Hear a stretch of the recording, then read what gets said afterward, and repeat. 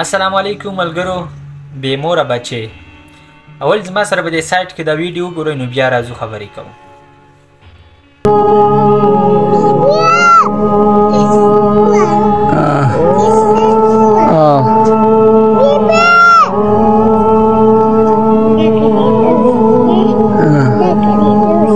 دا ښکاري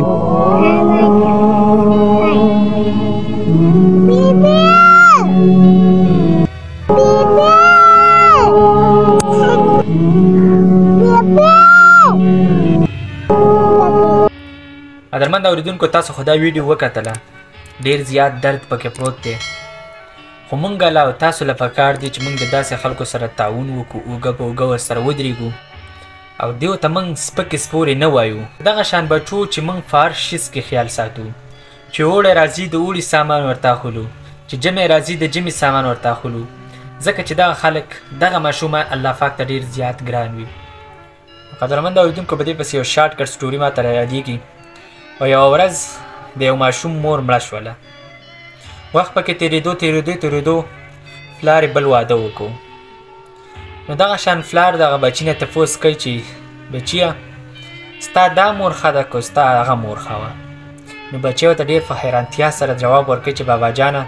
زما چې هغه مور وه نو هغه دروغجنه وه او دا مور چې مې ده نو دا دې رښتینې ده وایي زما چې هغه مور چې کومه وه هغه ځکه دروغجنه وه چې ما به چې کله موراني وکړله نو ما ته به ویل چې بچیه چې پلار دې راشي نو زه به دې خامخا ورښیمه بیا به چې ته را کار نه رالې نو زما مور به بلکل خاموشه وه هغه ته به یې هېڅ څه نه ویل او اوسو زما چې هغه مور مړه شوې ده او تا چې دا کومه ښځه کړې ده نو دا مور مې چې کله م زه وراني وکړم نو دا ما ته وایي چې پلار به دې راشي زه به دې ورښیمه چې ته بابا جانه د کار نه راشي نو دا ډایرکټ تا ته یا فون کال وکړي او یا چې ماښام راشي تا ته ډایرکټ وایي نو بابا جانه زه چې کله ورانۍ وکړم نو دا تا ته ډایرکټ فون کال کوي او ډایرکټ درته وایي چې دې دا وران کار کړی دی دا سکول نه نه ځي نو قدرمند اورېدونکو چې په دې وخت کې تاسو یو سوچ وکړئ که نه